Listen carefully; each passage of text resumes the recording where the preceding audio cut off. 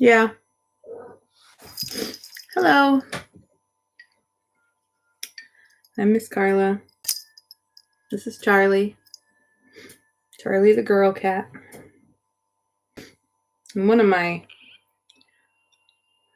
reading times, I told the story of how Charlie got her name. The short version is we thought she was a boy when she was a little baby, and we named her Charlie. And we kept the name. So I guess it's not a very exciting story. It was funny at the time.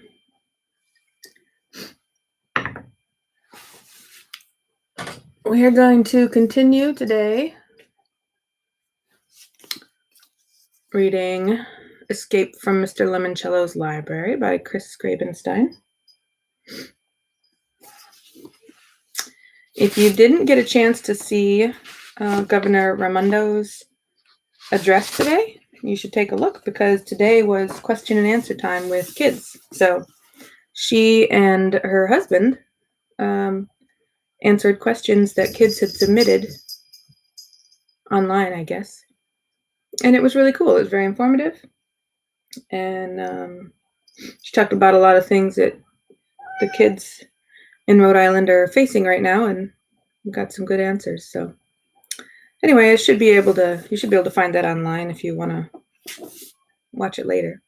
It wasn't too long. It was about 30 minutes long. All right. Escape from Mr. Lemoncello's Library. We are on chapter 14, page 67.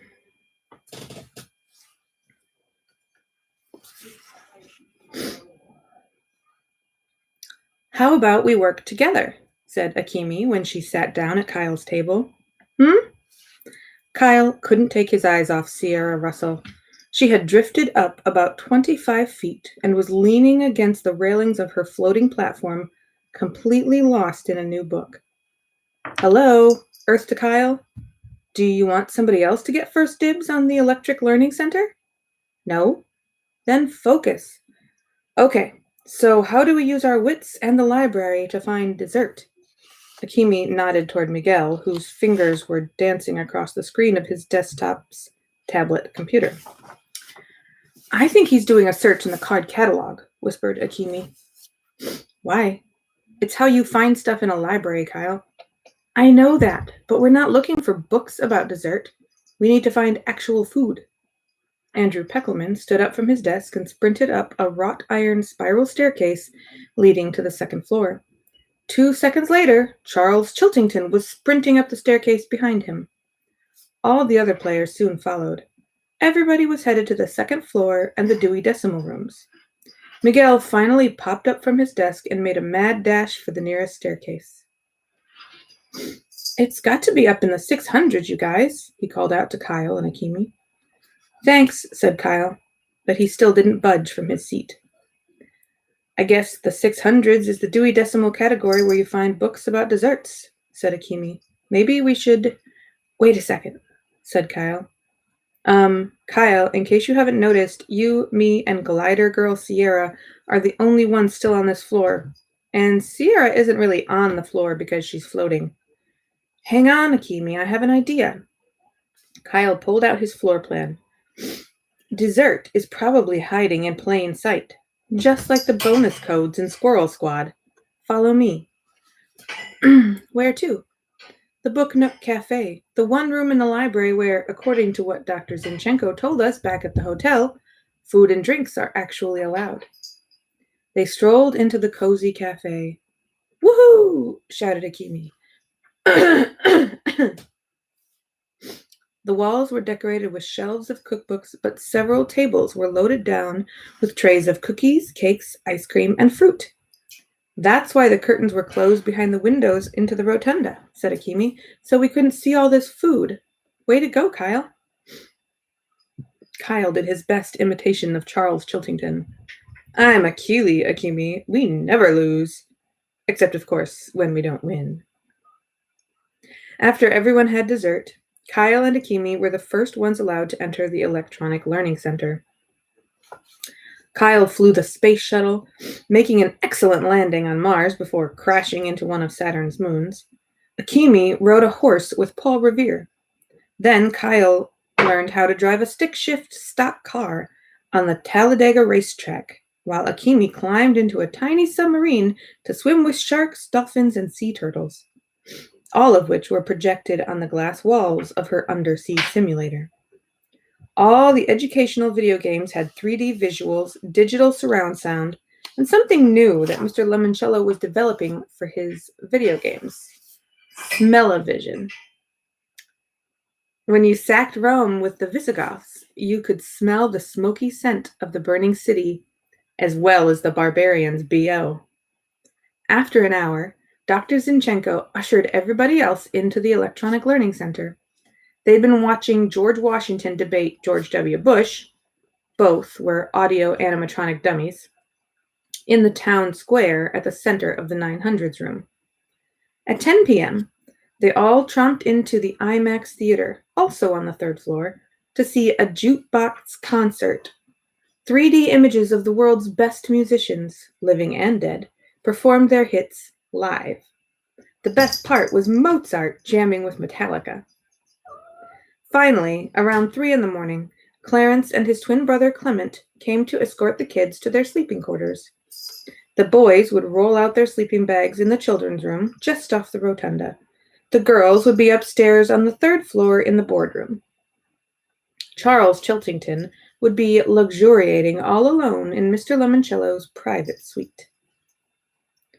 Exhausted from the excitement of the day and crashing after eating way too much sugar, Kyle slept like a baby. He only woke up because he heard music. Loud, blaring music. The theme song from that boxing movie Rocky, his brother Mike's favorite. "What's that?" he mumbled, crawling out of his sleeping bag. Kyle glanced at his watch. It was 11 a.m. He figured the library lock-in was officially over, and this was the group's wake-up call. The music kept blaring. "This is how they wake up astronauts," groaned Miguel. "Turn it off," moaned Andrew Peckelman. Kyle slipped on his jeans and sneakers and staggered out into the giant reading room. "Dr. Zinchenko?" His voice echoed off the dome. No answer. "Clarence? Clement?" Nothing. The Rocky music got louder. Akimi leaned in from the third-floor balcony. "What's going on down there?" "I think they're trying to wake up astronauts," said Kyle. "On the moon." He made his way to the front door and reached for the handle. It wouldn't budge. He jiggled it. Nothing. He jiggled harder. Still nothing. Kyle realized that the library lock-in might be over, but they were still locked in the library. Chapter 15. "Everybody, please take your seats," Dr. Zinchenko said to the parents gathered in a conference room at the Parker House Hotel. "When do our kids come home?" asked one of the mothers. "Rose has soccer at 2, said another. The librarian nodded. "Mr. Lemoncello will—" Just then, an accordion panel door at the far end of the room flew open, revealing the eccentric billionaire dressed in a bright purple tracksuit and a plumed pirate hat. He was eating a slice of 7-layer birthday cake. "Good morning," or, as they're currently saying in Reykjavik, "Gott is degi," which means good afternoon, because there is a 4-hour time difference between Ohio and Iceland. A fact I first learned spinning a globe in my local library. Mr. Lemoncello, his banana shoes burp squeaking, stepped out of a room filled with dozens of black and white television monitors, the kind security guards watch at their workstations. "Ladies and gentlemen, thank you for joining us on this grand and auspicious day. Today I am pleased to announce the most marvelously stupendous game ever created, Escape from Mr. Lemoncello's library. The entire library will be the game board. Your children will be the game pieces. The winner will become famous all over the world." "How?" asked one of the fathers. "By starring in all of my commercials this holiday season. TV, radio, print, billboards, cardboard cutouts in toy stores, His or her face will be everywhere." Mrs. Daly raised her hand. "Will they get paid?" "Oh, yes. In fact, you'll probably want to call me the giver." "And what exactly does Haley have to do to win?" "Escape from the library. I thought the game's title more or less gave that bit away." Mr. Lemoncello tapped a button in his pirate hat, and an animated version of the library's floor plan was instantly displayed on the conference room's plasma screen TVs. "Whoever is the first to use what they find in the library to find their way out of the library will be crowned the winner. Now then, the children cannot use the front door or the fire exits or set off any alarms. They cannot go out the way they went in. They can only use their wits, cunning, and intelligence to decipher clues and solve riddles that will eventually lead them to the location of the library's super secret alternate exit. And, ladies and gentlemen, I assure you, such an alternate exit does indeed exist." The parents around the table started buzzing with excitement. "Participation, of course, will be purely optional and voluntary," said Mr. Lemoncello, clasping his hands behind his back and stalking around the room. Several parents pulled out cell phones. "And please do not attempt to phone, email, text, fax, or send smoke signals to your children, encouraging them to enter the competition. We have blocked all communication into and out of the library. Only those who truly wish to stay and play shall stay and play. Anyone who chooses to leave the library will go home with lovely parting gifts and a souvenir pirate hat very similar to mine. They'll also be invited to my birthday party tomorrow afternoon." He held up his crumb-filled plate. "I've been sampling potential cake candidates for breakfast." Mrs. Keegan crossed her arms over her chest. "Will this game be dangerous? Ending by to swoop in and rescue your children. It'll be like the Hunger Games, but with lots of food and no bows or arrows." "Why not just have the kids play one of your other games?" a parent suggested. "Why all this fuss?" "Because, my dear friends, these 12 children have lived their entire lives without a public library. As a result, they have no idea how extraordinarily useful, helpful, and funful, a word I recently invented, a library can be. This is their chance to discover that a library is more than a collection of dusty old books. It is a place to learn, explore, and grow." "Mr. Lemoncello, I think what you're doing is fantastic," said one of the mothers. "Thank you," said Mr. Lemoncello, bowing and clicking his heels, which made them "prock" like a chicken. "If any of you would like to check up on your children," announced Dr. Zinchenko, "please join us in the adjoining room." "Oh, they're a lot of fun to watch," said Mr. Lemoncello. "However, Mr. and Mrs. Keeley, I'm afraid your son Kyle does not enjoy the theme song from Rocky quite as much as I do." Chapter 16.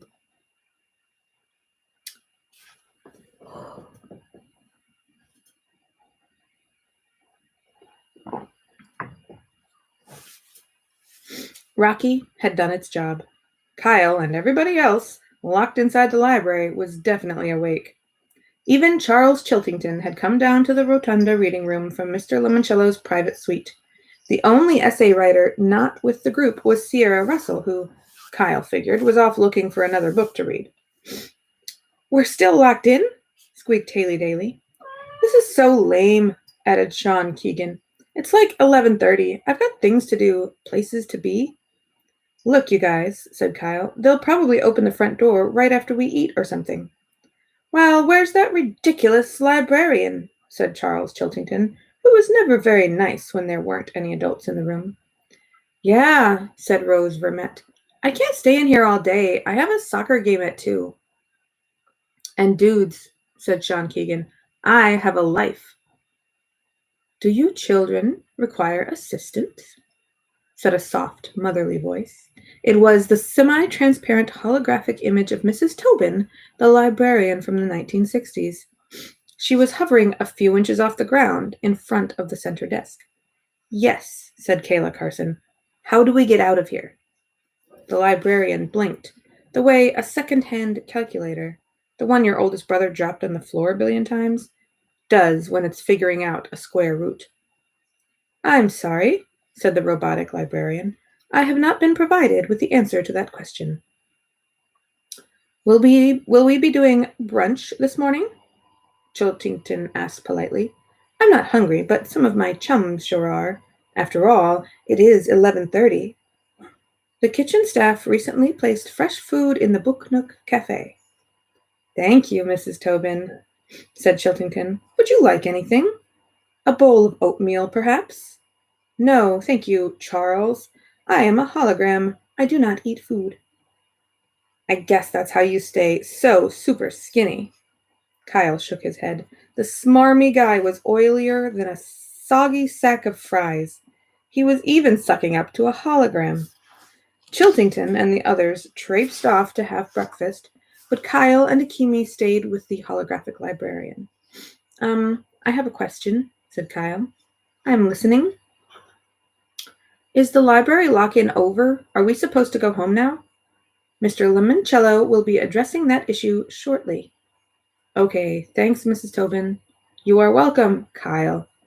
After the librarian faded to a flicker, Akimi said, By the way, Kyle, before we leave, you need to check out that room I slept in last night. The boardroom? Yeah, they call it because, guess what? It's filled with board games. All Lemoncellos? Nuh-uh. Stuff from other companies. Some of it goes way back to the 1890s. I think it's Mr. Lemoncello's personal collection. It's like a museum up there. Kyle's eyes went wide. You hungry? He asked. Not really. We ate so much last night. You think we have time to check out this game museum? Follow me. The two friends bounded up a spiral staircase to the second floor, where they found another set of steps to take them up to the third. When they entered the boardroom, Kyle was blown away. Wow! The walls were lined with bookcases filled with antique games, tin toys, and card games. This is incredible. I guess, said Akimi, if, you like games. Kyle smiled, which, I do. They spent several quiet minutes wandering around the room, taking in all the wacky games that people used to play. There was one display case featuring 8 games with amazingly illustrated box tops. A tiny spotlight illuminated each one. Wonder what's so special about these games, said Kyle. Maybe those were Mr. Lemoncello's favorites when he was a kid. Maybe. But the slogan etched into the glass case confused Kyle. Luigi Lemoncello, the first and last word in games. But those aren't Lemoncello games, he mumbled. The first spotlighted game in the case was Howdy Doody's TV game. After that came Husker Du. You don't say. Like Mines, Fun City, Big Six sports games, Get the Message, and Rough and Ready. It's a puzzle, said Kyle with a grin. I thought they were games. They are, but if you string together the first or last word of each game title, he tapped the glass in front of the first box on the bottom shelf, you get the message. Really? Said Akimi, sounding extremely skeptical. You sure it's not just a bunch of junk somebody picked up for like 50 cents at a yard sale? Positive. Kyle pointed to each box top as he cracked the code. Howdy do you like fun games? Get ready. Miguel Fernandez barged into the boardroom. Here you are. We need you guys in the Electronic Learning Center. Now. Why? Charles Chiltington wolfed down his breakfast, then raced up here to finish the game he started last night so he can enter his name as the first high scorer. So? The game he's playing is all about medieval castles and dungeons. This time, Akimi said it. So? He's escaping through the sewers. The game has smell-o-vision. You ever smell a medieval sewer? Trust me, it's foul and disgusting. The 3 of them dashed up the hall and entered the stinky room where Charles was sitting in a vibrating pedestal chair, thumbing his controller. As his avatar sloshed through a sewer pipe, the subwoofers built into his seat made every squish and splat rumble across the floor. Whoa, said Kyle. Knock it off, Charles. You're pumping out total tear gas. Because I'm in the sewers underneath the horse stables. It's the secret way out of the castle. I'm going to win another game. That's 2 for me, Keeley. How many for you? Yo, said Miguel. This room is 2 stories above the cafe. The ductwork is connected. What's your point? You're making everybody's food downstairs smell like horse manure. Who cares? I'm winning. Charles's chair went flump again. But this time Kyle smelled pine trees, like one of those evergreen air fresheners people hang inside their cars.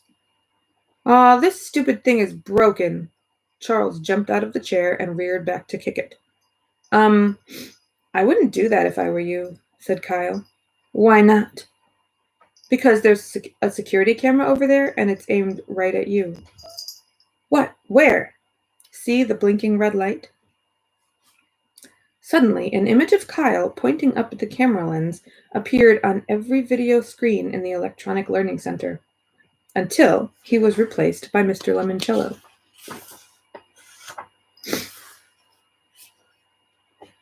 Chapter 17. Excellent escape plan, Charles, said Mr. Lemoncello on the video screens. Thank you, sir, said Chiltington, smoothing out his khaki pants. And just so you know, I saw an ant crawling up the side of this seat. That's why I almost kicked it. How very thoughtful of you, Charles. Mr. Lemoncello, said Akimi. Yes? How come the sewer started smelling like a pine tree? Because I enjoy the odor of pine trees much more than the stench of horse poop. How about you? Definitely. Now then, will everybody please join us upstairs in the Electronic Learning Center? I have a very important announcement to make. Kyle heard feet clumping up the stairs, and soon Andrew, Bridget, Yasmin, Sean, Haley, Rose, and Kayla hurried into the room. Are we all here? Said Mr. Lemoncello. Everybody except Sierra Russell, said Kyle. Ah, yes, I saw her downstairs reading When You Reach Me by Rebecca Stead. We'll reach her later. It's nearly noon, and I'm eager to move on to the next round of our competition. What competition? Asked Yasmin Smith-Snyder. The one we are about to begin. Sir, said Sean Keegan, I have stuff to do today.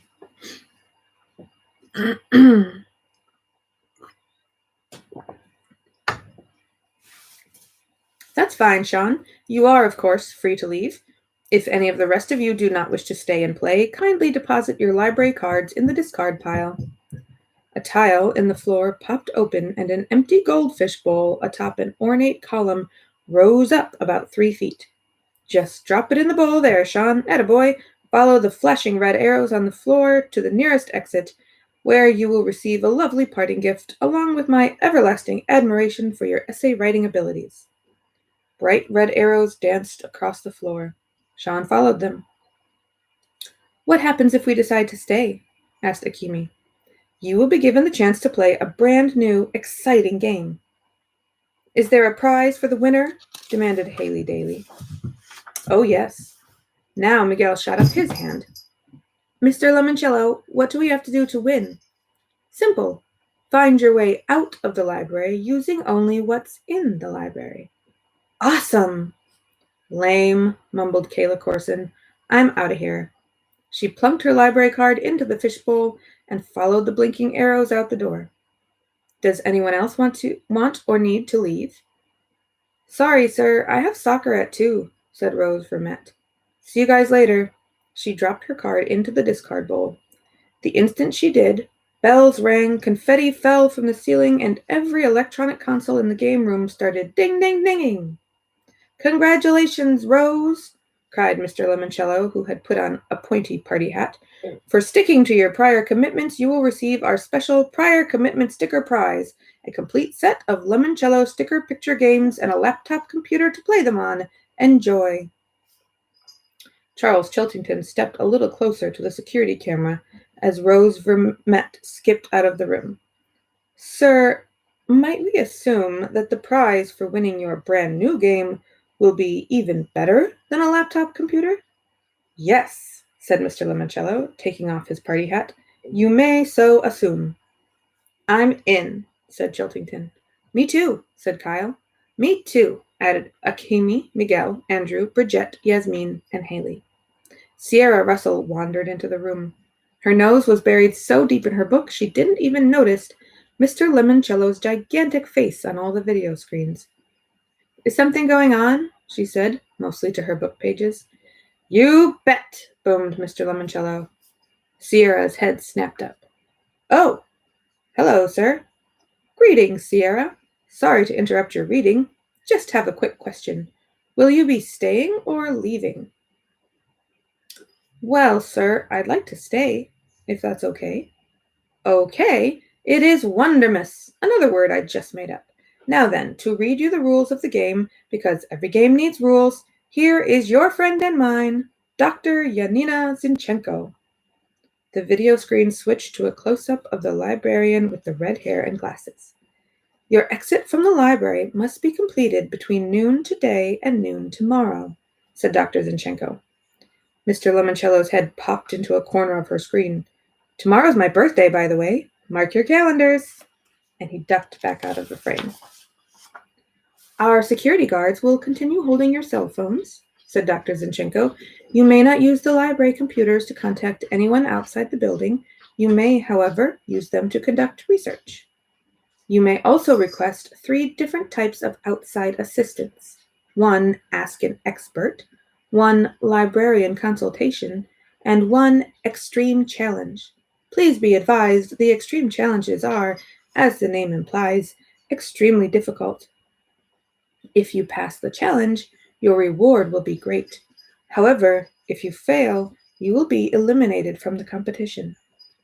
Kyle figured he'd avoid asking for one of those, unless he extremely needed to.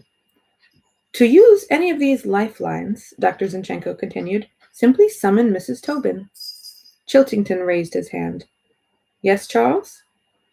Would you mind telling us what the prize will be for the winner? The video screen switched to an image of Mr. Lemoncello, who had done some sort of quick change. Now he was wearing sunglasses and had a silk ascot tucked into his shirt collar. He looked like a flashy Hollywood movie star from 1939. Fame and glory! The winner will become my new spokesperson and will star in all of my holiday promotions. We'll be famous? Gushed Yasmin, fluffing up her hair and smiling at the security camera. Haley stepped in front of Yasmin. I've done some modeling work for Sherman's Shoes in Old Town. Yasmin stepped in front of Haley. I was an extra in a hot dog commercial once. Well, I'm a cheerleader. Yasmin isn't. While the 2 girls continued primping and posing for the camera, Dr. Zinchenko came back on screen to quickly rattle off some final words. Your library cards are the keys to everything you will need. The library staff is here to help you find whatever it is you are looking for. The way out is not the way you came in. You may not use any of the fire exits. If you do, an alarm will sound and you will be immediately eliminated from the game. For safety purposes, you will be under constant video surveillance and you will be recorded. In the unlikely event of an emergency, you will be evacuated from the building. Creating an incident that requires evacuation will not count as having discovered a way to exit the library. Any questions? Just one, said Andrew Peckelman, adjusting his goggle-sized glasses with his fingertips. When exactly will the game begin? Mr. Lemoncello's face reappeared on the screens. Good question, Andrew. Oh my, it's noon. How about, let's say, I don't know, now.